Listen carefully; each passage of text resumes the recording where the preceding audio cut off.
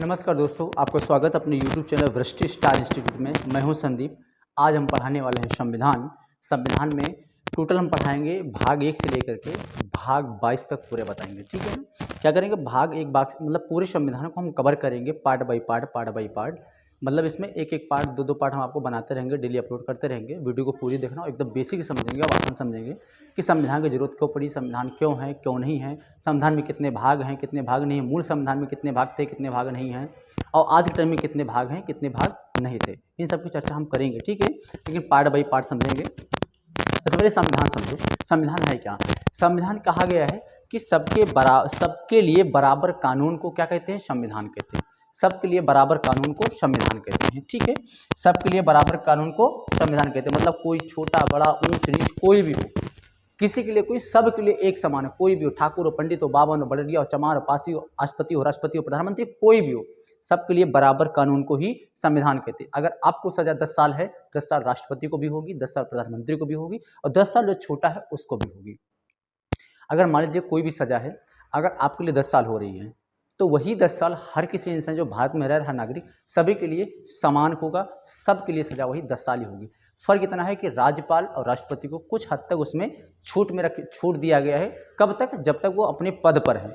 जिस दिन पद से छोड़ देते हैं उसके बाद वो आम नागरिक हो जाते हैं, इसलिए सजा उनको वही मिल जाती है। इसलिए राष्ट्रपति को भी सजा दी जा सकती है, लेकिन जब तक पद पर है उनके नाम कोई मुकदमा चलाया नहीं जा सकता। ठीक, फौजदारी का मुकदमा उनके नाम नहीं चलता। दीवानी मुकदमा चल जाएगा, लेकिन फौजदारी मुकदमा राष्ट्रपति के नाम नहीं चलता है। ठीक है, बट इसको समझते हैं, ध्यान देना कि सभी के लिए बराबर कानून को संविधान कहते हैं। मैंने क्या था, सभी के लिए बराबर कानून को संविधान कहते हैं। ठीक है, ये जो हमारा देश है, देश चलता कैसे? संविधान से चलता है। संविधान क्या है? देखो, इसके लिए एक बात ये समझना होगा, संविधान चलाने के लिए मान लीजिए मौके रख देते हैं, कल की जनता ना मानी तो कि क्या नियम है क्या कौन। इसलिए क्या हुआ, हमारे संविधान सभा सब ने बोला कि एक किताब लिखो, किताब में पूरे रूल पूरे नियम लिख दो। क्या लिखो? नियम पूरे रूल लिख दो।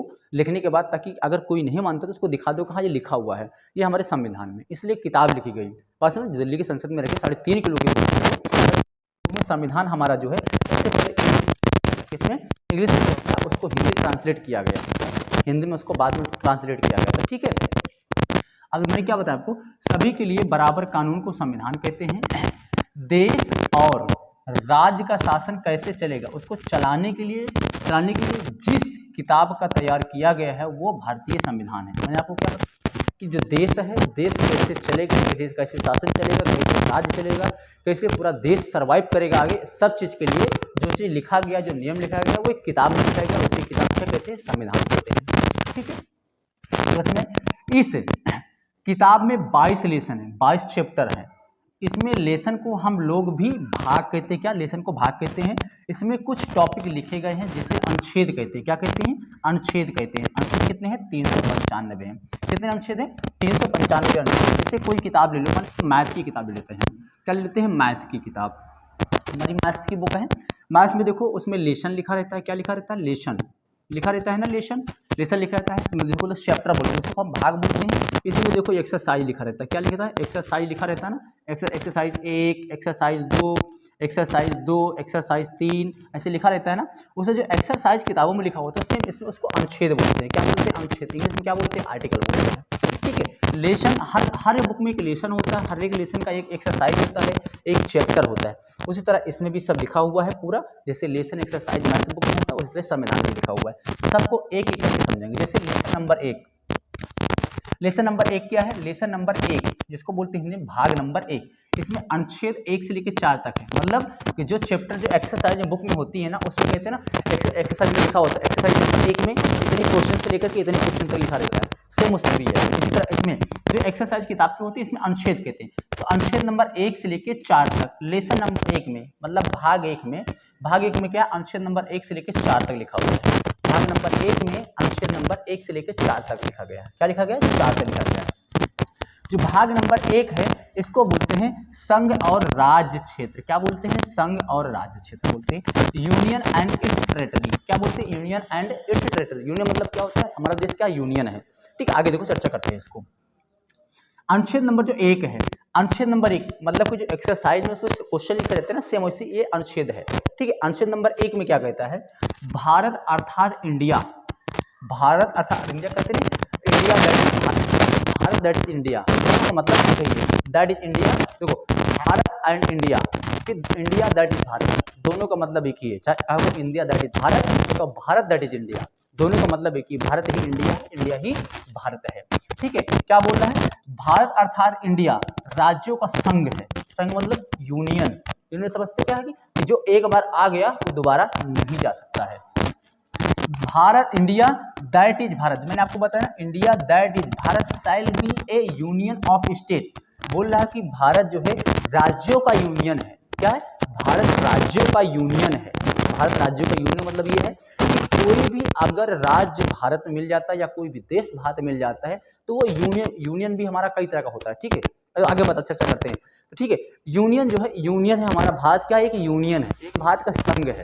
ठीक है, यूनियन का मतलब होता है जो एक बार भारत मिल गया वो कभी भी दूसरे बाहर निकल के जा नहीं सकता है। ठीक है, अर्थात ये कभी भी टूटकर अलग नहीं हो सकता। यूनियन का मतलब क्या होता है, कभी भी टूट के अलग नहीं हो सकता है।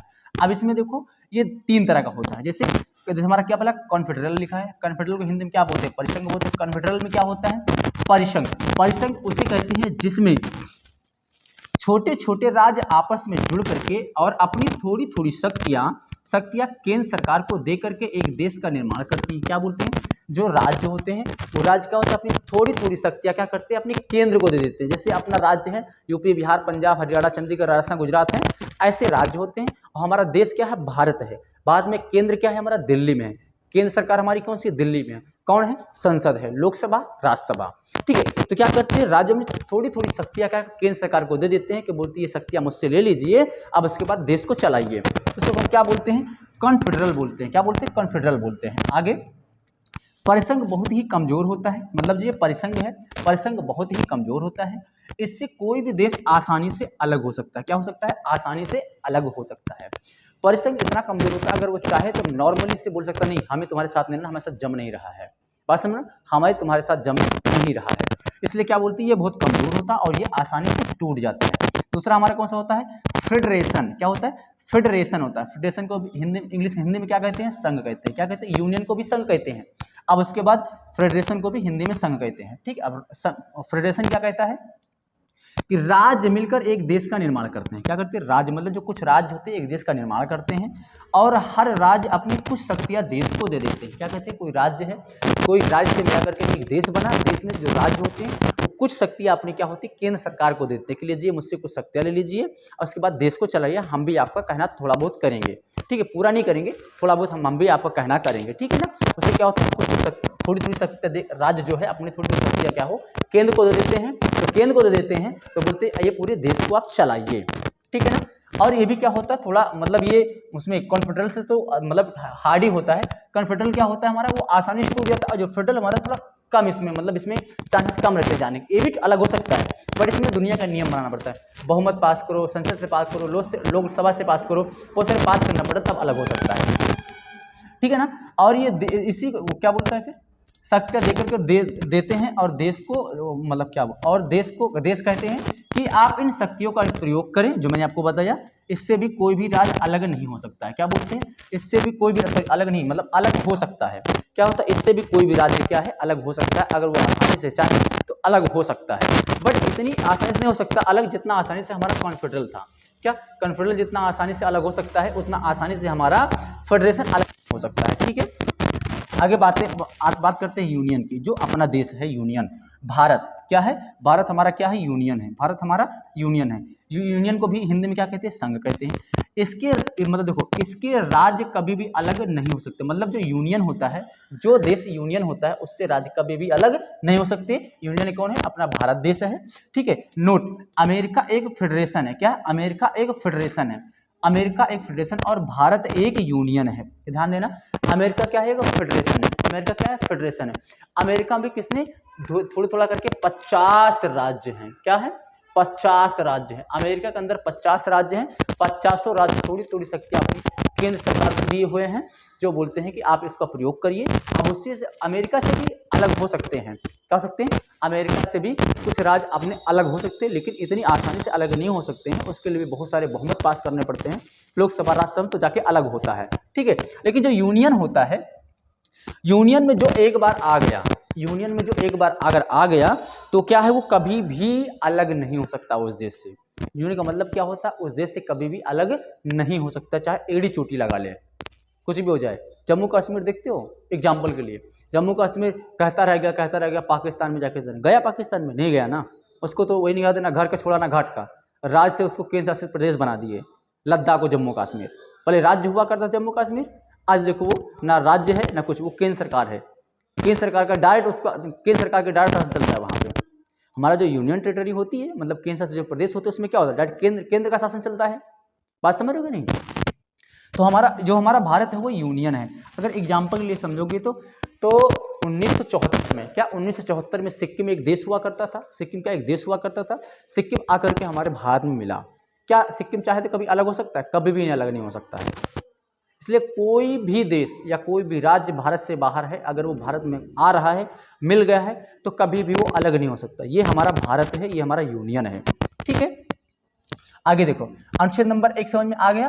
अनुच्छेद नंबर 2 पढ़ते हैं। 2 क्या कहता है कि संसद को यह अधिकार प्राप्त है कि भारत के बाहर कोई देश है तो उसे भारत में मिला सकता है, या किसी देश का कोई टुकड़ा हो या कुछ भी हो, ठीक है, भारत से बाहर लेकर राज्य हो या देश हो, कोई भी हो, भारत में मिलना चाहता है तो उसे मिला सकते हैं। यानी अनुच्छेद 2 कहता है कि संसद राष्ट्रपति की पूर्व अनुमति से, क्या, पूर्व अनुमति सूचना पर, मतलब राष्ट्रपति का अगर सूचना दे देते हैं, सूचना पर किसी भी विदेशी राज्य को भारत में मिला सकती है। क्या, जैसे सिक्किम मैंने एग्जांपल आपको दिया।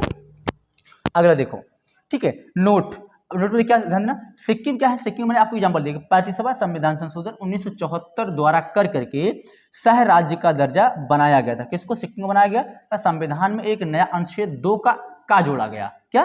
2 का जोड़ा गया था। लेकिन फिर 36वां संविधान संशोधन 16 मई 1975 को सिक्किम को भारत का एक 22वां राज्य बनाया गया। इसको ध्यान से समझना। इसका मतलब क्या है कि सिक्किम क्या पहले एक देश हुआ करता था। क्या हुआ था? एक देश हुआ करता था, लेकिन चाइना के डर की वजह से वो भारत में आकर के मिल गया। ठीक है, क्योंकि क्या हुआ था, चाइना ने तिब्बत वालों को इतना मार मारा था इतना मारा था कि सिक्किम उसकी वजह डर गया था। चाइना ने क्या है, तिब्बत वालों को पूरी परिवार एक इधर बिथरा दिया, एक उधर बिथरा दिया, इधर छिटा दिया, कोई अकेले है ही नहीं है। तो सिक्किम ने सोचा कि भाई जान रही तो जहान रही, तो आकर के भारत में मिल गया। बट भारत से बोला कि आप चाइना के जैसे तो नहीं है। तो भारत क्या बोले थे कि हम वसुधैव कुटुंबकम वाले हैं, हम भारत माँ की पूजा करते हैं, हम भेदभाव कुछ भी नहीं करते। जैसे आज भी हमारे देश में देख लो, किसी के लिए कोई भेदभाव नहीं है, सभी के लिए समान कानून है, सभी के लिए सारा सिस्टम, सारा नियम सब एक है। बात समझ रहे हो कि नहीं? सभी के लिए क्या है, सभी के लिए समान है। तो सिक्किम को बोला नहीं भाई, हमें भरोसा नहीं है किसी पे। बोले एक काम करिए, आप आ जाइए, आने के बाद देख लीजिए, अगर जमता तो रहना, नहीं जमता तो मत रहना। भाई आपके ऊपर डिपेंड करता, अगर आपको लगता है कि भारत हमारा सही है तब तो आकर के रहना, और नहीं जम रहा तो नहीं रहना, जैसे इच्छा आपकी।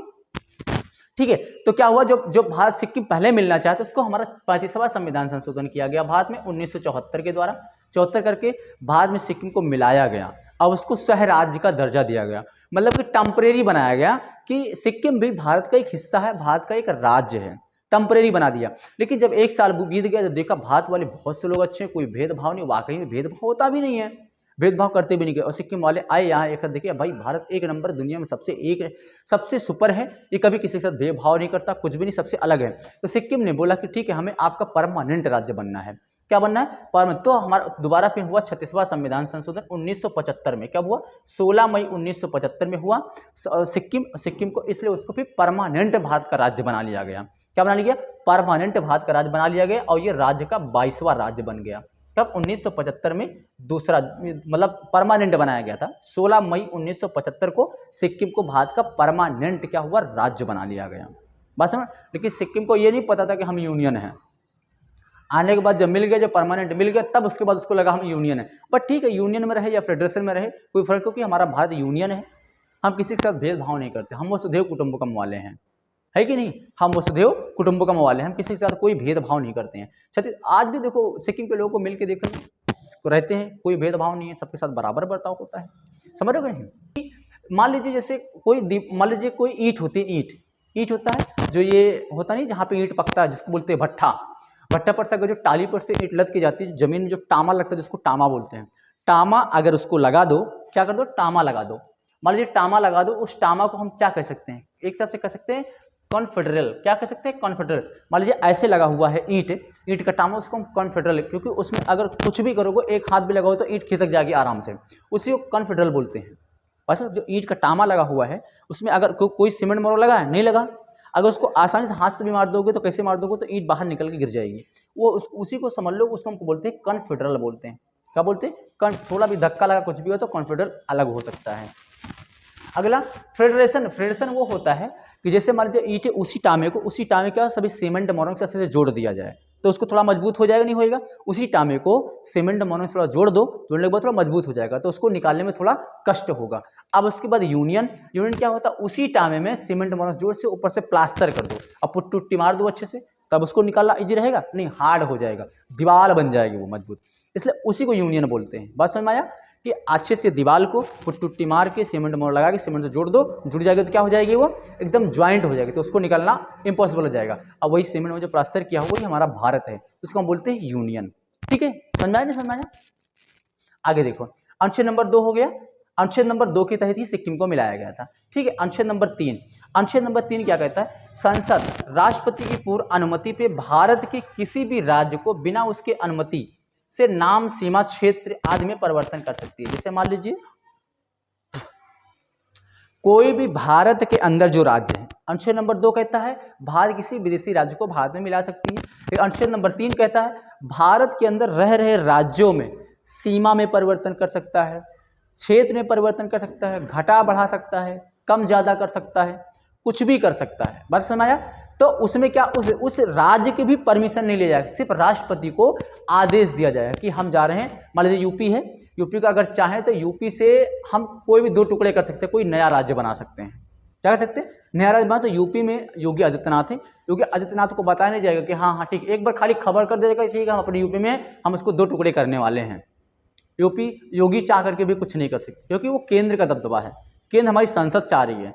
संसद क्या करे, संसद हमारी पूरी मतलब की सहमति से राय, और उसके बाद जो संसद होगी, संसद क्या करे, भारत में तोड़ेगी, फोड़ेगी, मरोड़ेगी, कुछ भी करे, कोई फर्क नहीं पड़ता, राज्य कुछ भी नहीं कर सकता है। बात समझ रहे हो नहीं? लेकिन जो हमारा संसद होती है वो राष्ट्रपति को परमिशन दे देती है। क्या देती, पूछ लेती, सॉरी परमिशन नहीं, मतलब कि राष्ट्रपति से पूछ लेती है, एक बार पता खबर कर देती है कि हम जा रहे हैं क्या अपने भारत के अंदर राज्य में उसको सीमा में परिवर्तन करें, फिर तो उस पर राष्ट्रपति बाध्य है उस पर साइन करने के लिए, कि वो बाध्य उसको करना ही पड़ेगा। वो राष्ट्रपति ना नहीं कह सकता है कि नहीं तोड़ो फोड़ो मोड़ो नहीं, क्योंकि ज़्यादा पावर किसको, संसद को है। राष्ट्रपति एक नाम का है खाली, और कुछ नहीं, राम खाली क्या है, नाम का है राष्ट्रपति। अब उसी तरह से अनुच्छेद नंबर 2 में भी होता है, अनुच्छेद नंबर 2 में भी राष्ट्रपति को एक मतलब आदेश दे दिया जाता है, मतलब कहते नहीं खबर दे देना, खबर दे देते हैं कि हम जा रहे हैं दूसरे राज्य को मिलाने के लिए, उसे भी राष्ट्रपति बाध्य है साइन करने के लिए। बात समझ रहे हो कि नहीं? तो इसमें अनुच्छेद नंबर 2 और 3 में राष्ट्रपति को सिर्फ आदेश दिया जाता है कि हम जा रहे हैं राज्य में सीमा परिवर्तन करिए या फिर दूसरे राज्य को भारत में मिलाने के लिए। राष्ट्रपति उस पर बाध्य है, राष्ट्रपति उस पर साइन करेगा ही करेगा। और संसद क्या करती है, आरा करके आराम से किसी विदेशी राज्य को भारत में मिला सकते हैं अनुच्छेद नंबर 2 के तहत। अनुच्छेद नंबर 3 के तहत भारत के अंदर जो राज्य है उस सीमा में परिवर्तन कर सकती है, कुछ भी कर सकती है। ठीक है, लेकिन राज्य में हम राज्य को खाली खबर कर देते हैं, राज्य चाहकर भी कुछ भी नहीं कर सकता, क्योंकि सारी पावर हमें किसको, संसद को दी गई है हमारे भारत में। ठीक है, अनुच्छेद नंबर 3 ये कहता है। अनुच्छेद नंबर 4 क्या कहता है, अनुच्छेद नंबर 4 कहता है कि भारत संसद जो है, जो अनुच्छेद नंबर 4 में कहता है कि अनुच्छेद नंबर 2 अनुच्छेद नंबर 3 में जो काम हो रहा है उसमें राष्ट्रपति टांग नहीं अड़ाएंगे, मतलब राष्ट्रपति उसके लिए बाध्य होंगे, साइन करेंगे। वो ये नहीं करने हम साइन नहीं करेंगे, क्योंकि राष्ट्रपति ही आखिरी निर्णय होता है। राष्ट्रपति जब तक साइन नहीं करेंगे तब तक कोई भी कानून बनेगा नहीं, तभी वो परमानेंट नहीं होता। इससे राष्ट्रपति बाध्य हैं कि अनुच्छेद नंबर 2 अनुच्छेद नंबर 3 में जो कुछ भी काम हो रहा है उसमें राष्ट्रपति टांग नहीं अड़ाएंगे, राष्ट्रपति उसमें बाध्य है करने के लिए। मतलब अनुच्छेद नंबर 368 के बाहर रखा गया है किसको, अनुच्छेद नंबर इसको 2 को 3 को। ठीक है, इतनी बातें समझ में आ गई। अनुच्छेद नंबर 4 क्या कहता है, संसद क्या होती है, जब संसद अनुच्छेद नंबर 2 का प्रयोग करे यानी विदेशी राज्य को भारत में मिलाएगी, या अनुच्छेद नंबर 3 का प्रयोग करके करेगी यानी कि राज्य को तोड़ेगी, और उसके लिए राष्ट्रपति के किसी भी विशेष अनुमति की जरूरत नहीं होती है, खाली परमिशन मतलब पूछ लिया जाता है कि भाई जा रहे हैं हम ये काम करने के लिए। ठीक है, क्योंकि इसे अनुच्छेद नंबर 368 के बाहर रखा गया। 368 राष्ट्रपति के लिए है, 368 में अगर राष्ट्रपति जो नियम लिखा हो, राष्ट्रपति के बिना अनुमति से कुछ भी नहीं हो सकता है।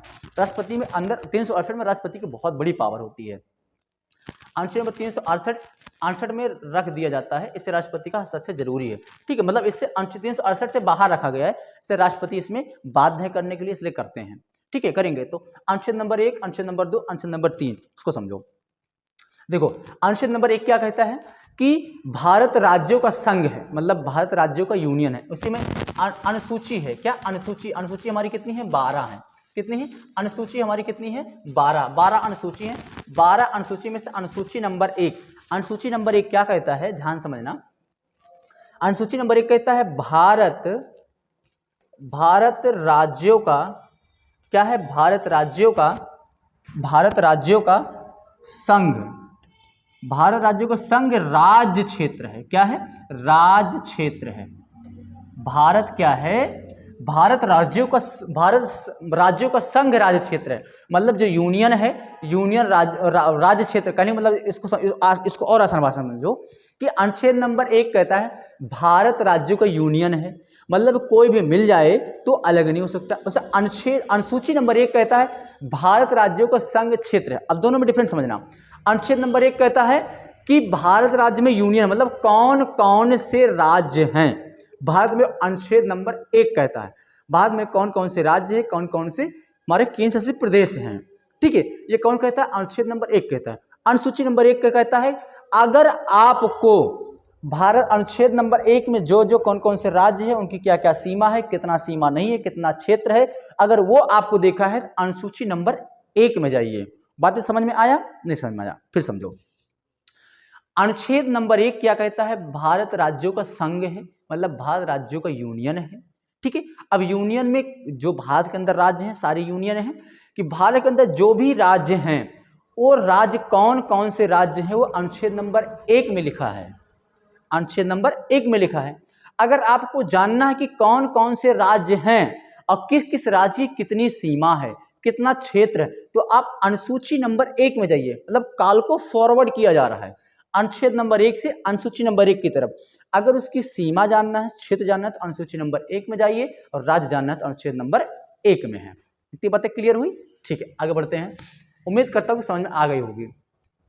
अब ध्यान देना, अब जब हुआ टोटल कितने 22 राज्य बन गए हमारे, 22 राज्य बन गए थे, सिक्किम हमारा 22वां राज्य बना था।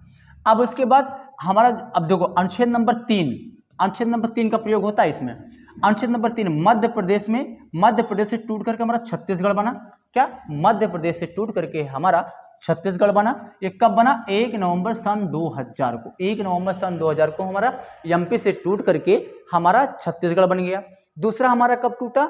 1 हफ्ते बीतते हैं, 9 नवंबर सन 2000। 9 नवंबर सन 2000 हमारा यूपी से टूट करके उत्तराखंड बना है। क्या बना है? उत्तराखंड बना।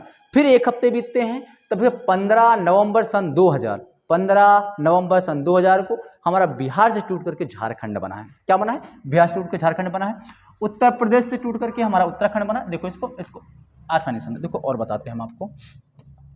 1 सेकेंड। इंडिया का मैप कहाँ है? ये है।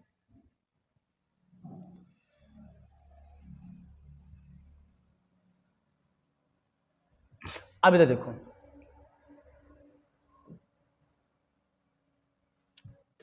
इधर देखो, हमारा एमपी है, ये हमारा पहले टूटा। ये हमारा कब टूटा? 1 नवंबर। 1 नवंबर को, 1 नवंबर सन 2000 को टूटा। ठीक है, कौन टूटा?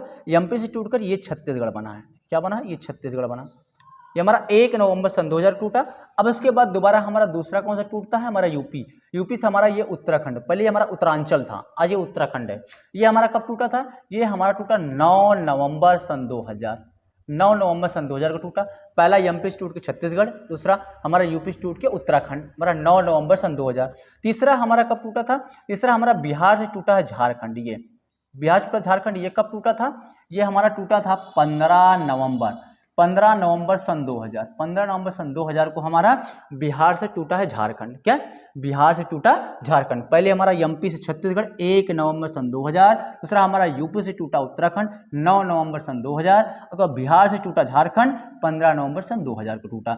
एमपी से हमारा छत्तीसगढ़ 1 नवंबर सन 2000 को टूटा।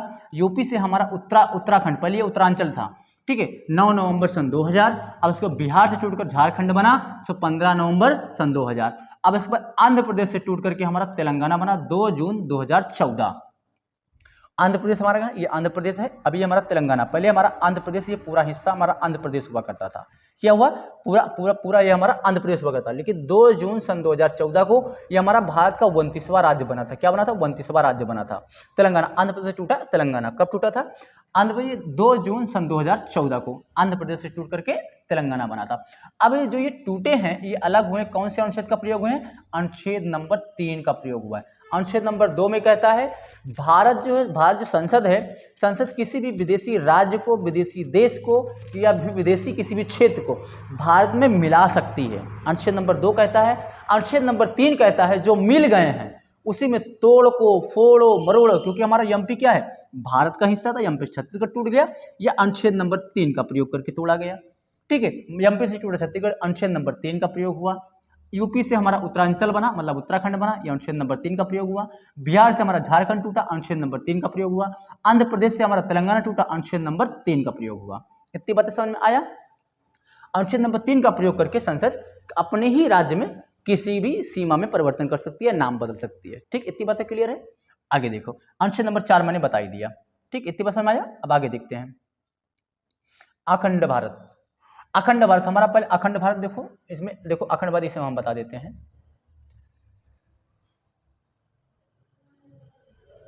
अखंड भारत,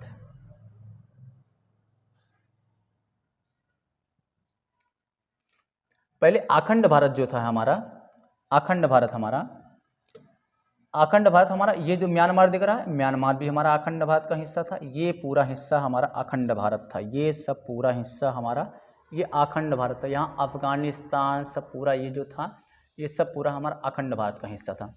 ठीक है, अखंड भारत में हमारा अफगानिस्तान भी आता है, पाकिस्तान भी आता है, म्यांमार भी आता है, बांग्लादेश भी आता है, श्रीलंका भी आता है। ये हमारे भारत का हिस्सा थे। ठीक है, ये हमारा अखंड भारत में पूरा हिस्सा, इतना बड़ा हमारा अखंड भारत था। लेकिन हमारा भारत अखंड भारत था, सबसे पहले 1893 में डूरंड लाइन खींच दी गई। डूरंड लाइन मतलब ये वाले, ये हमारा पाकिस्तान अफगानिस्तान में इसको डूरंड लाइन बोलते हैं। ये कौन सी लाइन है, डूरंड लाइन।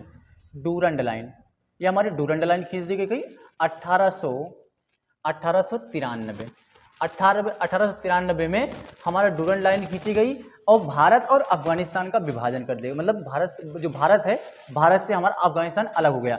अभी भी ये देखो हमारा पाकिस्तान भारत में है। अभी जो हमारी डूरंड लाइन है ये 1893 के बाद से भारत और अफगानिस्तान के बीच में डूरंड लाइन, आज है ये डूरंड लाइन पाकिस्तान और अफगानिस्तान के बीच में। लेकिन अभी भी ये पाकिस्तान का विभाजन नहीं हुआ है। 18 का भी अभी भाई, ये विभाजन कब हुआ, अपना भारत आज़ाद होने के बाद विभाजन हुआ पाकिस्तान का। तो हमारा कब लाइन, डूरंड लाइन कब हुई, 1893 में डूरंड लाइन खींची गई। किससे, अफगानिस्तान और भारत के बीच में। तो भारत से एक टुकड़ा हमारा अफगानिस्तान बन गया। अखंड भारत का पहला टुकड़ा टूटा था, कौन सा, अफगानिस्तान। जो हमारा भारत का पहला टुकड़ा कौन सा टूटा है, अफगानिस्तान टूटा है। कब टूटा है, 1893 में। कौन सी लाइन खींच दी गई थी, डूरंड लाइन खींची गई। दूसरा, अखंड भारत का दूसरा टुकड़ा वर्ष 1935 म्यांमार वर्मा, ये वाला हिस्सा, ये पहले वर्मा हुआ करता था। क्या, जो आज ये म्यांमार है, आज ये देश बन गया है, ये पहले हमारा क्या भारत का हिस्सा था। ये कब टूटा, 1935 में टूटा। 1935 में म्यांमार से बर्मा टूटा, को अलग कर दिया गया। तो तीसरा टुकड़ा 1947 में टूटा, कौन सा, भारत से पाकिस्तान। ये हमारा पहला टुकड़ा है, ये हमारा दूसरा टुकड़ा है, तीसरा हमारा टुकड़ा पाकिस्तान बना। कब बना, 1947 में ही भारत से अलग हो गया। जो कौन सी रेखा खींची, रेड क्लिप रेखा खींची गई। आगे देखो, दूसरा टुकड़ा 1947 से पाकिस्तान के अलग होने से हुआ। मतलब कि तीसरा टुकड़ा हमारा पाकिस्तान भी अलग हो गया 1947 में। पाकिस्तान का विभाजन मुस्लिम जनसंख्या पर हुआ था, मतलब कि धर्म के आधार पर हुआ था। पाकिस्तान का विभाजन धर्म के आधार पर हुआ था। ठीक है, जो तो भागों में विभक्त था, एक और पूर्वी पाकिस्तान तथा दूसरी ओर हमारा पश्चिमी पाकिस्तान। ये हमारा पूर्वी पाकिस्तान है, ये पूर्वी पाकिस्तान, ये हमारा पश्चिमी पाकिस्तान। जो आज बांग्लादेश है, ये पहले पश्चिमी पाकिस्तान था। ठीक है, सॉरी, पूर्वी पाकिस्तान, ये पूर्वी पाकिस्तान, ये पश्चिमी पाकिस्तान है। तो ठीक है, बाद में पूर्वी पाकिस्तान बांग्लादेश का रूप 1971 में बन गया। 1971 का युद्ध सुना है, भारत और पाकिस्तान का युद्ध। उस समय 1971 में ही भारत के द्वारा ही मतलब युद्ध हुआ, लड़ाई हुआ भारत और पाकिस्तान का। उसी में से पाकिस्तान से इसको अलग कर दिया गया और 1971 में ही वो बांग्लादेश का जन्म हो गया, मतलब कि बांग्लादेश बन गया। हमारा ये पहले पूर्वी पाकिस्तान था, 1971 में इसको बांग्लादेश बना दिया गया। ठीक है, नोट।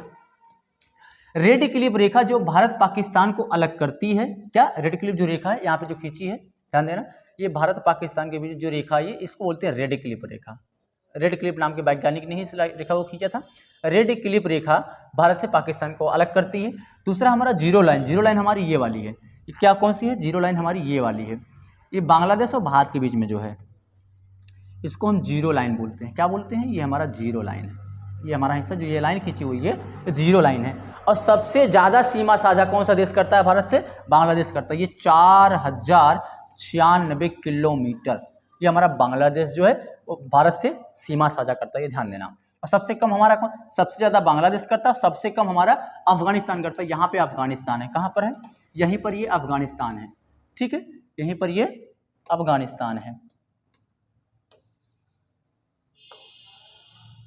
देखो ये यहाँ पे सिर्फ 105 किलोमीटर, कितना, 105 किलोमीटर जो है अफगानिस्तान भारत से सीमा साझा करता है। अब इसके बाद 4096 किलोमीटर बांग्लादेश जो है भारत से सीमा साझा करता है, ठीक है, ठीक खींच दिया गया। भारत और बांग्लादेश के बॉर्डर पे जो लाइन है उसको जीरो लाइन कहते हैं, इसको उन्हें बताने का, जो ये लाइन खींची इसको जीरो लाइन कहते हैं।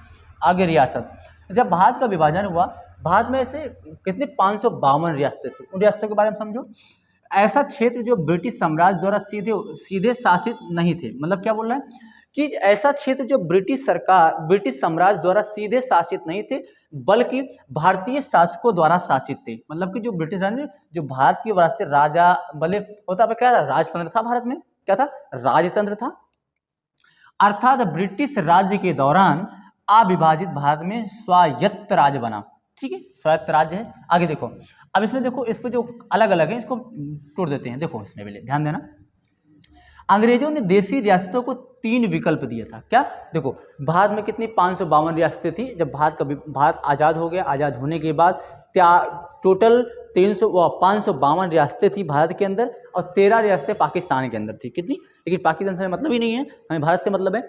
भारत में 552 रियासतें थी, तो जो अंग्रेज लोग छोड़ के जाने लगे तो भारत में पहले क्या है, राजतंत्र था, राजा का शासन चलता था, 5-5 किलोमीटर राजा बदल जाते थे, कोई भी राजा एक दूसरे से मतलब सहमत नहीं थे, ठीक, एकता नहीं थी किसी भी राजा में।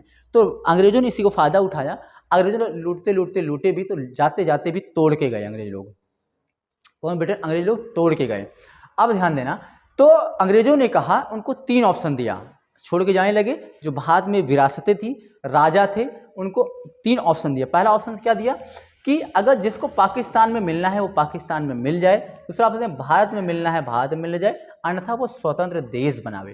क्या बने, अगर उसको पाकिस्तान जाना तो पाकिस्तान चला जाए, अगर वो भारत में मिलना है तो भारत में मिल जाए, अगर उसको स्वतंत्र देश बनाना है तो वो स्वतंत्र देश अपना खुद बना सकता है।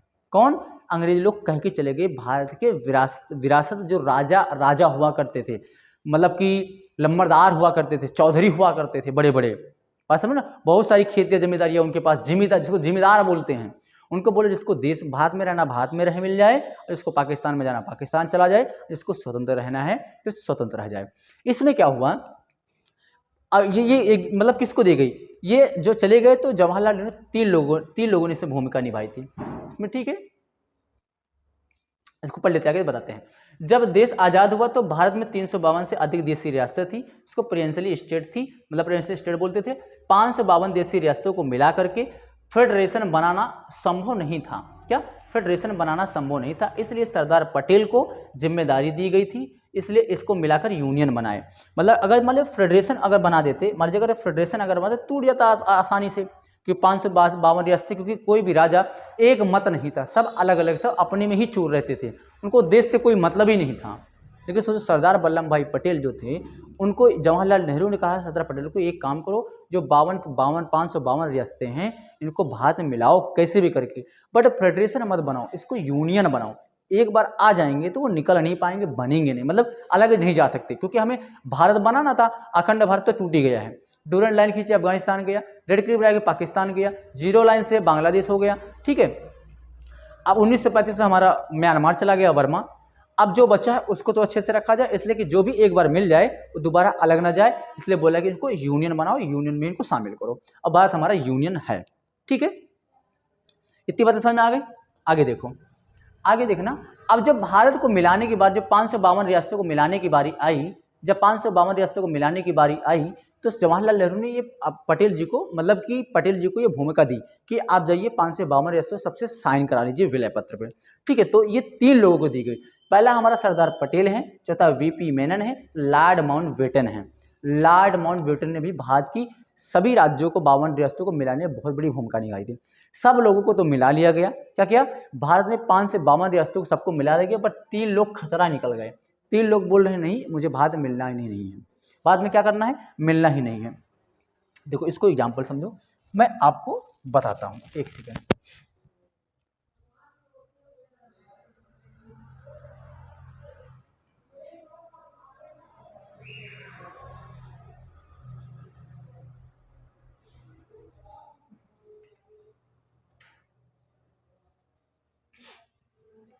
अब देखो इतने लोग, सरदार पटेल को दिया गया क्या, सरदार पटेल और वीपी मेनन और लॉर्ड माउंटबेटन, ये 3 लोगों ने ही 552 रियासतों को मिलाने के लिए बहुत बड़ी भूमिका निभाई, लेकिन सबसे ज्यादा पटेल जी निभाए थे। कैसे, सब तो 552 में से सब तो मिल गए, 3 राज्य रह गए, एक जूनागढ़ हो गया, एक हैदराबाद हो गया, एक जम्मू कश्मीर हुआ। इनकी चर्चा करते हैं। देखो आगे, इन लोगों ने सभी राज्यों को भारत में विलय करा दिया, किंतु 3 राज्य भारत में विलय के लिए तैयार नहीं थे। कौन कौन से नहीं थे, देखो पहला हैदराबाद, दूसरा हमारा जूनागढ़, तीसरा हमारा क्या है, जम्मू कश्मीर। क्या था, तीसरा हमारा जम्मू कश्मीर है। अब हैदराबाद क्या बोलता है, हैदराबाद के निजाम कौन थे, वहां पे राजा कौन थे, निजाम हैदराबाद के थे। क्या, निजाम को पाकिस्तान में मिलना चाहता था। निजाम बोलता था पाकिस्तान में मुझे मिलना है। क्या है, यहाँ पे देखो कौन बोला, हैदराबाद। ये हमारा तेलंगाना दिख रहा है, आंध्र प्रदेश, ये हमारा क्या है, पहले हमारा क्या था, हैदराबाद था।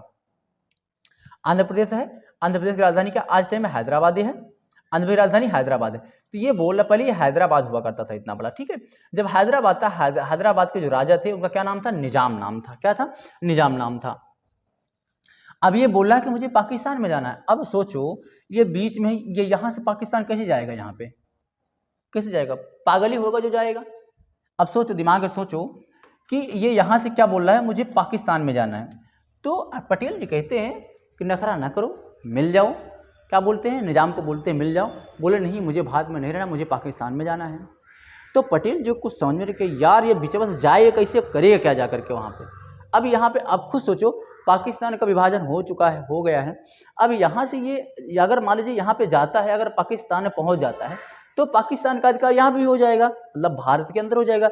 एक तो बॉर्डर का इशू अभी भी रहता है, बॉर्डर का इशू हमेशा रहता है, और सर पे दाल खिचड़ी हो जाएगा, मतलब कहते नहीं कि सर पे दाल रखना, दाल धरना, उसके बराबर हो जाएगा। तो यहाँ पे ये पटेल जी को दिमाग में आया, तो एक काम करो, और एक नियम ये भी बना गए थे अंग्रेज लोग कि कोई भी किसी के साथ जबरदस्ती नहीं करेगा, जिसको जहाँ पे जाना है वो जाएगा, चाहे वो पाकिस्तान में जाए, चाहे भारत में मिलना चाहे, और चाहे स्वतंत्र देश बनाए, बट भारत कोई भी इसको जबरदस्ती नहीं करेगा। इतनी बात समझ में आया, बोला जबरदस्ती नहीं करेगा, जिसको जहाँ मिलना है वहाँ मिल जाए। तो पटेल जी को ये एक दिमाग में है कहीं यार ये ऐसे मानेगा नहीं। तो पटेल जी ने क्या किया, आर्मी थी अपने भारत की आर्मी थी, आर्मी वाली को बोली कि एक काम करो, अंग्रेज लोग क्या कहे, बोले कि सैन्य कार्रवाई मत करना। अंग्रेज लोग बोले गए थे कि सैन्य कार्रवाई कोई भी नहीं करेगा, जिसको जहाँ जाना वहाँ पे जाने देना, बट जबरदस्ती कोई नहीं करेगा। तो पटेल जी ने बोला है कि यार सैन्य कार्रवाई मना किया है, पुलिस को थोड़ी मिल जाएगा, पुलिस तो अलग आती है ना, सैन्य में सेना आ जाती है। तो पटेल जी ने कहा कि एक काम करो, आर्मी को आदेश दो, वो आर्मी की वर्दी उतारे, पुलिस की वर्दी पहने और मर साले को पुलिस की वर्दी पहन के। तो क्या हुआ, आर्मी जो थी पुलिस की वर्दी पहनी, पुलिस को वर्दी पहन करके चलाया ऑपरेशन पोलो। क्यों चलाया, ऑपरेशन पोलो चलाया। पोलो चला करके हैदराबाद लोग को दबा के मारा, राजा लोग को, वो चाह रहे थे ना पाकिस्तान मिलने के लिए, तो मारने के बाद तो इसमें जबरदस्ती निजाम से साइन करवा लिया। कौन करा लिया, पटेल जी ने साइन करा लिया। तो ऑपरेशन पोलो चला करके हैदराबाद को भारत में मिला लिया। इतनी बात समझ में आया, इतनी बात समझ में आई कि नहीं समझ में आया। हैदराबाद को ऑपरेशन पोलो चलाया गया, पोलो चला करके भारत में हैदराबाद को मिला लिया। दूसरा हमारा क्या था, ये जूनागढ़ था। जूनागढ़ क्या कहता है, गुजरात का एक रियासत थी जो पाकिस्तान में मिलना चाहती थी। क्या थी, पाकिस्तान में जाना चाहता था, किंतु सरदार पटेल ने जनमत संग्रह करा लिया, अगर फेडरेशन उसे भारत में मिला लिया। ठीक है, क्या किया, उसे भारत में मिला लिया। अब जो गुजरात है ना, अब ये गुजरात में ध्यान देना, ये गुजरात में यहाँ के जो राजा थे, ये राजा क्या कर रहे थे, ये पाकिस्तान में जाना चाह रहे थे। तो उनके दिमाग में आया, क्या आया, उनको दिमाग में आया, जूनागढ़ को, जूनागढ़ बोला गुजरात का हिस्सा है, ये वाला हिस्सा देखो, ये वाला सॉरी ये नहीं, ये वाला हिस्सा है, ये वाला हिस्सा, ठीक है, गुजरात का। वो जूनागढ़ था, तो जूनागढ़ में जो थी मतलब वो क्या जाना चाहता था कि वो पाकिस्तान में जाना चाहता था, और ज़्यादातर यहाँ की जनता जो थी हिंदू थी और राजा मुस्लिम था। यहाँ का जो राजा था वो मुस्लिम था और जनता हिंदू थी।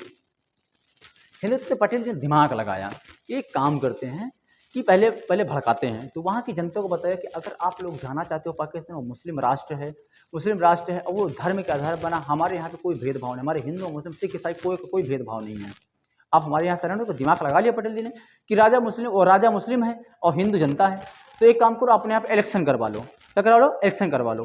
तो इलेक्शन करवाया गया यहाँ पे क्या कराया गया? जनमत संग्रह करा लिया गया। गुजरात में क्या मतलब जनता से वोट डलवा लिया गया कि कौन कहाँ पे रहना चाहते हो। आधा से ज़्यादा जनता ने रह गया मुझे भारत में ही रहना है। तो यहाँ के जो राजा थे वो भाग गए पाकिस्तान, क्योंकि मुस्लिम थे तो भाग गए पाकिस्तान। तो गुजरात में जो जूनागढ़ था, जूनागढ़ को किस माध्यम से मिलाया गया? किस माध्यम से मिलाया गया? जनमत संग्रह से। और हैदराबाद को ऑपरेशन पोलो के तहत हैदराबाद को भारत में मिला लिया गया। इतनी बात समझ में आया? आगे देखो जम्मू कश्मीर। अब जम्मू कश्मीर जो थे, जम्मू कश्मीर समझते हैं। अब दो मिल गए, अब बचा हमारा जम्मू कश्मीर। जम्मू कश्मीर यहाँ की जनता मुस्लिम थी तथा लेकिन राजा हिंदू था। राजा क्या नाम था? हरि सिंह नाम था। क्या नाम था? हरि सिंह नाम था। ये डोगरा शासक का राजा है हरि सिंह। जम्मू कश्मीर के यहाँ की जनता क्या थी? मुस्लिम थी और राजा हिंदू था। क्या? राजा हिंदू था। राजा क्या नाम था? हरि सिंह नाम था।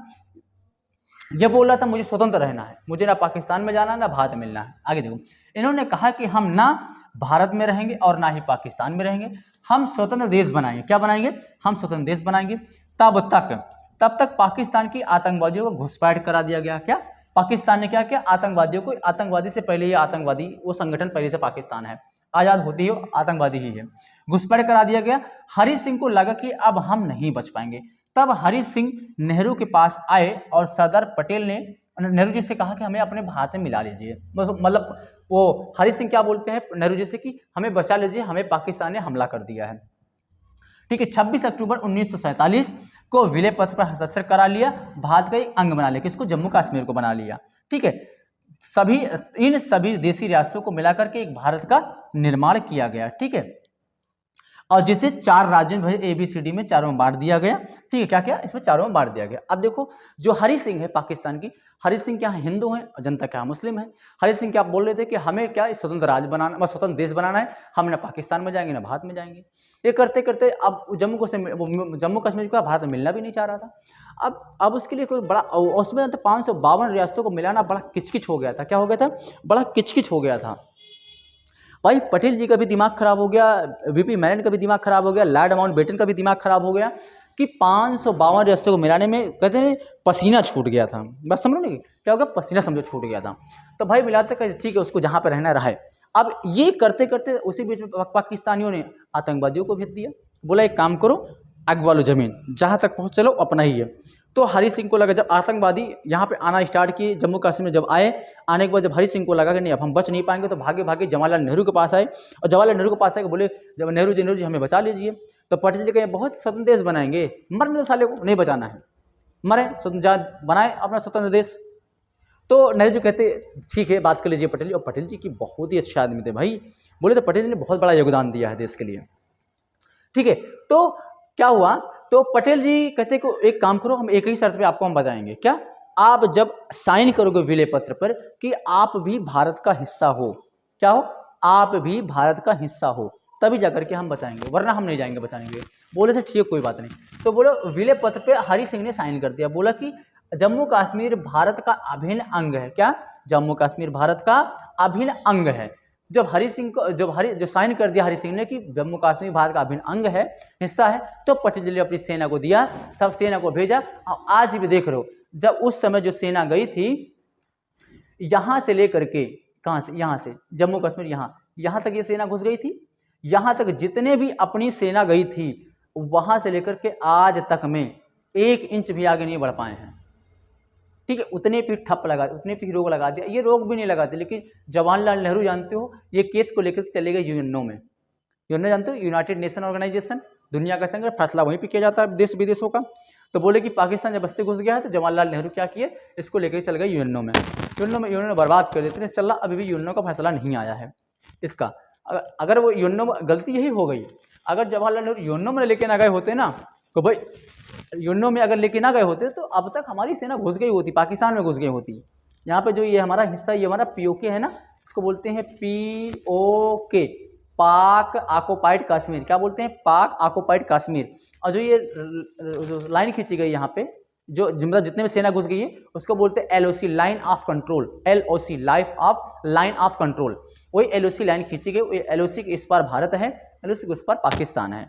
बात तो समझ में आया? चलिए, यही थी हमारे, तब से हमारे 1 इंच में अगर योनो में न लेके गए होते ना, तो अब तक हमारी सेना घुस गई, पूरा लद्दाख को इकट्ठा कर लेती। अब रीजन क्या है? अगर उस पर करते योनो का दबाव आ जाता है। क्या जाता है? योनो का दबाव आ जाता है। इसकी वजह से इस पर कोई केस मतलब हो नहीं पा रहा है। वो ऐसे अगर योनो का फैसला आ जाए तब तो ठीक है, लेकिन योनो का कोई फैसला ही नहीं आ रहा है। इसलिए जो सेना हमारी वहां पर ही ये बॉर्डर आज भी बनाती है। ठीक, इतनी बात समझ में आया? अगर इतनी बात समझ में आ गई हो तो आगे बढ़ते हैं। फिर अब जब ये 552 रियासतों को भारत में मिला लिया गया, तो अब इतना बड़ा भारत है, इतना बड़ा भारत है, अब सभी को क्या ABC करके 4 राज्यों का नाम दे दिया गया। 4 राज्य बना, मतलब 4 क्षेत्र बना दिए गए, ABC और D 4 बनाए गए। तभी उस समय क्या था, कोई किसी भी राज्य का नाम नहीं था। आगे देखते हैं। ए में किसको रखा गया? ब्रिटिश, मतलब जो ब्रिटिश थे, ब्रिटिश लोग थे, जहाँ पे उनका शासन था, वह राज्य जहाँ अंग्रेजों का शासन डायरेक्ट था, वो 9 क्षेत्र थे जहाँ पर अंग्रेज लोग डायरेक्ट शासन करते थे। ठीक है। अब बी में किसको? प्रिंसली स्टेट दिया गया। वह राज्य जहाँ देसी रियासतें थी, मतलब राजा महाराजा जो कुछ हुआ करते थे, वो मतलब जो क्षेत्र बनाया गया बी में रख दिया गया। वो प्रिंसली स्टेट थे, मतलब जो अपने भारत के रहने वाले थे, राजा महाराजा जो हुआ करते थे, रियासतें थी और बड़े बड़े चौधरी हुआ करते थे, उनको बी में रखा गया। और जहाँ डायरेक्ट अंग्रेजों का डायरेक्ट शासन था, उसको ए में रखा गया। आंसर नंबर सी, कमिश्नरी स्टेट, वह बड़े शहर जहां अंग्रेज केवल उस शहर पर ही कब्जा किए थे। मतलब कोई मान लो राज्य है, जहां पे कुछ राज्य हैं, कुछ शहर होंगे, शहर में अंग्रेज लोग डायरेक्ट रहते थे, तो उसको ऑप्शन नंबर सी में रख दिया गया। ठीक है। अगला ऑप्शन नंबर डी में केवल केंद्र शासित प्रदेश रखे गए। किसको? केंद्र शासित प्रदेश में केंद्र शासित प्रदेश हमारे खाली एक ही था। ठीक है, एक ही था। तो आंसर नंबर डी में क्या? केंद्र शासित प्रदेश रखे। ये हमारा 4 तरह के बट गया, ABCD करके। ठीक, इतनी बात समझ में आया? ABCD करके इसको 4 खंडों में बांट दिया गया। अब आगे देखो, अब जो नए राज्य है, नए राज्य के गठन के हेतु संपर्क, मतलब प्रमुख समिति। अब इसमें देखो, जो नया राज्य, अब ABCD तो बन गया है। अब ABCD बनाने के लिए अब इसमें इतना बड़ा राज्य तो चलाना इम्पॉसिबल है। ठीक है, तो इसलिए इसमें क्या कुछ मतलब कि कुछ अलग अलग खंड बनाए जाए ना, तो बनाने के लिए क्या किया? सबसे पहली समिति गठन किया गया। मतलब भारत के अंदर राज्य बनाने के लिए सबसे पहली समिति का गठन किया गया। इसका नाम था एसके दर। ये इलाहाबाद हाई कोर्ट के एक जज हुआ करते थे, एसके दर। उनके नाम पर ही एसके दर समिति बनाई गई, मतलब बातचीत की गई। और ये कब बनाई गई? 1948 में की गई कि भाषाई आधार पर राज्यों के गठन के लिए पहले समिति 1948 में एसके दर आयोग द्वारा गठित किया गया, किंतु इसके बाद भाषा के आधार पर राज्यों के गठन का विरोध किया गया। एसके दर जो कमेटी बनाएगी, इसमें कहा गया कि भारत का जो मतलब कि भारत में क्या है, राज्य मतलब इतना बड़ा ABCD करके है, सब में क्या करते, किसी क्षेत्र का नाम रख दिया जाए। तो बोला कि एक काम करो, भाषा के आधार पर राज्यों का नाम रख दो। जो पंजाबी बोलते हैं उसको, जो पंजाबी बोलते हैं उसको पंजाब, क्योंकि अपने भारत में कई भाषाएं बोली जाती हैं। 22 भाषा थे, कोई पंजाबी, कोई गुजराती, कन्नड़, तेलुगु, तमिल, मलयालम, बहुत सारी भाषाएं बोली जाती हैं। तो बोला कि जो भाषा बोलते हैं कि भाषाई आधार पर, जो पंजाबी बोलता है उसको पंजाब बना दो, जो हरियाणवी बोलता है उसको हरियाणा बना दो, जो हिंदी बोलता है उसको यूपी बना दो, बिहार बना दो, हरियाणा बना उसको हरियाणा बना दो। ठीक है, दिल्ली, ये सब ठीक है, MP, यूपी हिंदी बोलने वाले जो मराठी बोलते हैं उनको महाराष्ट्र बना दो। तो एसके दर जो समिति थी, बोला नहीं यार, भाषा के आधार पर नहीं सही रहेगा। मान लीजिए आज भाषा के आधार पर बना देते हो, कल के यही लोग मान लीजिए मतलब पंजाबी के आधार पर पंजाब बना देते हैं, और पता लगा यूपी का कोई आदमी जा रहा है पंजाब में, उसको पंजाबी नहीं आ रहा है, तो विद्रोह करने लगे, मतलब भेदभाव पैदा करने लगे भाई। तो क्योंकि सभी लोग तो भारत के हिस्सा है ना, सभी लोग क्या भारत के हिस्सा है, इसलिए बोले कि भाषा के आधार बनाना इम्पॉसिबल है, बन नहीं सकता। क्योंकि आज भाषा के आधार बना देते हैं, कल के कोई भी आदमी अगर भारत में किसी दूसरे राज्य में गया तो दूसरे राज्य वाला उसको भेदभाव करेगा ना भाषा से, इसलिए बोला कि भाषा के आधार बनाना अच्छा नहीं है। तो एसके दर का पहली समिति कौन सी बनी? एसके दर कमेटी बनी। एसके दर ने इसका विरोध किया, बोला नहीं, भाषा आधार पर बनाना सही नहीं है। कब? 1948 में। फिर दूसरी समिति बनाई गई, JVP समिति। क्या? JVP समिति, इसको बोलते हैं जवाहरलाल नेहरू, पट्टाभी सीतारामैया और सरदार वल्लभ भाई पटेल। ये 3 लोगों की समिति बनाई गई। इसने बनाया गया, तो इन्होंने भी भाषाई आधार बनाने के लिए बोले कि भाषा के आधार बना देते, क्या दिक्कत है? बोले कि नहीं यार, जनता है, भाषा का आधार मतलब कि भाषा का आधार में सही नहीं रहेगा। सही इसलिए नहीं रहेगा, जैसे मैंने आपको बताया ना कि भाषा का आधार बना दिया, एक दूसरे से भेदभाव हो जाएगा। तुमको हिंदी नहीं आती, तुमको मराठी नहीं आती, तुमको गुजराती नहीं आती है, ऐसा भेदभाव हो जाएगा। इसलिए कोई भाषाई आधार पे बनाना सही नहीं रहेगा, कोई दूसरा तरीका निकालना पड़ेगा। ठीक है, फिर उसके बाद बीता कुछ समय, तो एक जब आता 1952 का समय, कौन सा आता है? 1952 का समय आता है। कब आता है? 1952 का समय आता है। अब देखो, अब ये हो गया। अब भाषा आधार पर नहीं, भाषा के आधार पर नहीं बना। तब 1952 में तेलुगु भाषा के लिए अलग राज्य की मांग करते हुए पिट्टू श्री रामुलु भूख हड़ताल पे बैठ गया। क्या भूख हड़ताल? मतलब ये वो आंध्र प्रदेश का रहने वाला ये आदमी था, एक नेता था। वो बोला कि हमें भाषा में तेलुगु के आधार पे क्या बना दो, हमें वो हमारा वो बना दो, क्या मतलब तेलुगु के आधार पे हमारा राज्य बना दो, हमें तेलुगु आधार पे आंध्र प्रदेश चाहिए। तो उसका विरोध हुआ, नहीं तेलुगु आधार पे नहीं हो सकता। तो ये क्या हुआ? भूख हड़ताल पे बैठ गया। क्या बैठ गया? भूख हड़ताल बैठ गया। 56 दिन के भूख हड़ताल के बाद इसकी मृत्यु हो गई, जिसके बाद जनता का विरोध मतलब विरोध बढ़ गया। अतः 1 अक्टूबर 1953 को मजबूर हो करके तेलुगु भाषा के लिए एक अलग राज्य आंध्र प्रदेश का गठन किया गया। ठीक है, क्या हुआ? जो हमारा पिट्टू श्री रामुलु थे, ये क्या हो, पहले मांग की जवाहरलाल नेहरू से, मतलब सरकार से मांग की कि हमें भाषा तेलुगु के आधार पर मुझे आंध्र प्रदेश चाहिए। तो बोले कि नहीं, भाषा के आधार पर नहीं हो सकता है। तो क्या जो पिट्टू श्री रामुलु थे ये आंध्र प्रदेश के नेता हुआ करते थे। क्या होते? एक नेता हुआ करते थे। तो ये गए दिल्ली में तो भूख हड़ताल बैठ के बोले कि मुझे भाषा के आधार पर मुझे आंध्र प्रदेश चाहिए। ठीक है, तो बैठ गए। तो 56 दिन तक ये भूख हड़ताल में बैठा था। जब 56 दिन बैठा था भूख हड़ताल पे, मतलब अनशन करके, अनशन मतलब समझते हो, अन्न जल सब कुछ त्याग देना, कुछ भी नहीं। 56 दिन के बाद ये मर गया। अब जनता में विद्रोह फैल गया, विरोध फैल गया। तो जवाहरलाल नेहरू लगा यार अब तो हुआ बवाल, अब एक आदमी की मृत्यु हो गई, बाप रे। जनता सोचने लगी यार ये तो जवाहरलाल नेहरू तो अंग्रेजों से भी ज्यादा कातिल हैं, इसलिए तो अंग्रेजी लोग थे, है कि नहीं, इससे ज्यादा अंग्रेज लोग ही ठीक थे। तो क्या हुआ कि जब तब उस समय जवाहरलाल नेहरू मजबूर हो गए, बोले कि यार अब तो बड़ा बवाल हो गया है, एक काम को वरना हमारी सरकार गिर जाएगी, एक काम करते बना देते हैं। तो जवाहरलाल नेहरू ने तेलुगु आधार पर सबसे पहला राज्य बनाया आंध्र प्रदेश। कब बनाया? 1 अक्टूबर 1953 में बनाया। कब बनाया? 1 अक्टूबर 1953 में बनाया। अब ध्यान देना, आंध्र प्रदेश भाषा के आधार पर गठित होने वाला पहला राज्य है। भारत का पहला राज्य कौन बना है? आंध्र प्रदेश बना। कब बना? 1 अक्टूबर 1953। 1 अक्टूबर 1953 आंध्र प्रदेश का पहला राज्य बना। आंध्र प्रदेश जो है भारत का पहला राज्य बना। अगला, जब ये भारत का राज्य बन गया तो दिमाग में आकर एक काम करते, जब एक बन ही गया है तो भाई अब कहते हैं छुआ को छतौनी लग जाए, समझे, एक कहावत भी है ना। तो जैसे ही आंध्र प्रदेश बना तो और राज्य भी वो भी बोलने लगे भाई हमें भी चाहिए, हमें भी बनाना है, हमें भी बनाओ। ऐसे मतलब कि बात उठने लगी, उठते उठते कहीं ठीक है कोई बात नहीं। फिर एक आयोग का गठन किया गया जिसका नाम था फजल अली आयोग। क्या? फजल अली आयोग का गठन किया गया। फिर भाषाई आधार पर राज्यों का गठन करके 1953 में फजल अली आयोग का गठन किया गया। इसने अपनी रिपोर्ट 1956 में दिया और भाषाई आधार पर राज्यों में कानूनी मान्यता दे दिया गया। कब दिया गया? 1956 में दिया गया। क्या हुआ था? दिया गया इस ग्रुप में 7वां संशोधन किया गया। 7वां संशोधन 1956 में किया गया हुआ, जिसके आधार पर ABC को रद्द करके मतलब ABC को रद्द करके भाषा के आधार पर 14 राज्य 6 केंद्र शासित प्रदेश बना दिए गए। क्या किया गया? 14 राज्य और 6 केंद्र शासित प्रदेश को बना दिया गया। इतने बात समझ में आया? अब ध्यान देना, बना दिया गया। अब इसे ध्यान देना, जब फजल अली आयोग का गठन किया गया, जब लगा कि अब हमें लग रहा अब ऐसे नहीं चलेगा, मुझे बनाना ही पड़ेगा, तभी फजल अली आयोग का गठन करके 1953 में सारे जो भाषा के आधार पे सारे राज्यों का गठन कितने बना दिए गए? 14 राज्य बनाए गए और 6 केंद्र शासित प्रदेश बनाए गए। लेकिन बनाए गए। अब जब बनाए गए तो जब ये रिपोर्ट फजल अली का जो रिपोर्ट था ये जाकर के 53 में बन गया, 56 में जाकर के इसको कानूनी मान्यता मिल गई। मतलब रिपोर्ट दिया 1956 में, 3 साल के बाद, मतलब निर्णय करते करते। बट हाँ, जब भाषा के आधार पर 14 और 6 बनाए गए तो बोला गया कि ठीक है, भाषा के आधार पर बनाते तो हैं लेकिन कोई भी भाषा के आधार पर कोई किसी से भेदभाव नहीं करेगा।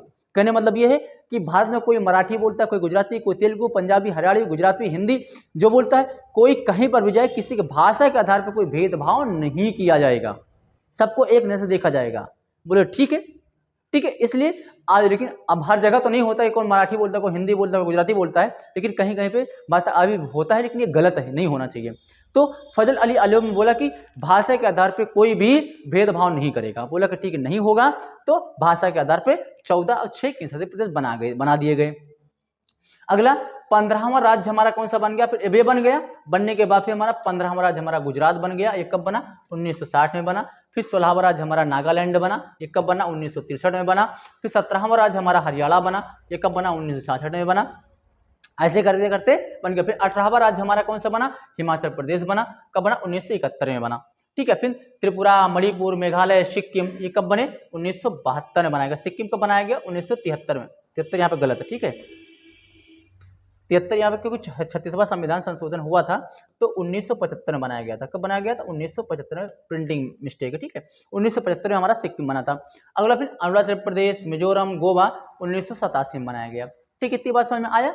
जब ये बन गया, अब उसके बाद आता है पंजाब। पंजाब को पहले पेप्सू कहा जाता था। क्या जाता था? पेप्सू कहा जाता था, Patiala and east Punjab state union. पहले पंजाब को पेप्सू का, पंजाब के भी टुकड़े किए गए। पंजाब में जो हमारा हिमालय बनाया गया, जो हिमाचल प्रदेश बना दिया गया, हिमाचल प्रदेश हिमालय साइड एरिया जो है उसको हिमाचल बना दिया गया। हिंदी के आधार पर हरियाणा बना दिया गया। पंजाबी बोलने वाले पंजाब बना दिया गया और यूनियन टेरिटरी चंडीगढ़ को बना दिया गया। ये पंजाब के टुकड़े हैं, पेप्सू के टुकड़े हैं। पेप्सू में कितने कितने थे? पेप्सू में कौन कौन से राज्य थे? हिमाचल प्रदेश, हरियाणा, पंजाब, चंडीगढ़, ये हमारे पेप्सू के राज्य थे, ठीक है। इस प्रकार अब देखो, इस प्रकार भारत का एक विशाल साम्राज्य जो सिमट कर इतने में ही रह गया, जिसमें से 28 राज्य और 7 केंद्र शासित प्रदेश बन गया। और पहले केंद्र में 29 राज्य थे, 7 केंद्र शासित प्रदेश थे, लेकिन जम्मू कश्मीर से राज्य का दर्जा छीन लिया गया। क्या? राज्य का दर्जा छीन लिया गया। 28 राज्य बच गए, इसमें 7 केंद्र शासित प्रदेश थे, लेकिन जम्मू और लद्दाख को 2 केंद्र शासित प्रदेश बना देने से इनकी संख्या 9 हो गई। इसलिए एक डिसीजन लिया गया। क्या लिया गया? एक डिसीजन लिया गया कि दादरा नगर हवेली और दमन और दीव को जो 2 हैं उनको अलग एक केंद्र शासित प्रदेश हैं, जो अलग अलग केंद्र शासित प्रदेश को एक किया जाए। इन्हें एक करके दादरा नगर हवेली तथा दमन और दीव कर दिया जाए। क्या होगा? दादरा नगर हवेली, दमन और दीव कर दिया गया। अब वर्तमान में 28 राज्य और 8 केंद्र शासित प्रदेश हैं। क्या है? वर्तमान में 28 राज्य हैं और 8 केंद्र शासित प्रदेश थे। ठीक, इतनी बातें समझ में आया। आज के टाइम में ये 28 राज्य हैं और 8 केंद्र शासित प्रदेश हैं। ये था हमारा संविधान का भाग 1। भाग 1 में मैंने इतना पढ़ा। भाग 2 में पढ़ने वाले हैं नागरिकता, जो 5 से लेकर 11 तक। भाग 3 में पढ़ेंगे मूल अधिकार। भाग 4 में पढ़ेंगे डीपीएसपी, ठीक है। भाग 5 में पढ़ेंगे क्या? संघ। फिर अनुच्छेद भाग नंबर 4 के में पढ़ेंगे मौलिक कर्तव्य। ठीक है, ऐसे करते हम एक वीडियो को लेकर के आते रहेंगे, ठीक है। वीडियो ठीक है। बनने के लिए धन्यवाद, थैंक यू। फिर मिलते हैं नेक्स्ट वीडियो में। जय हिंद, जय भारत।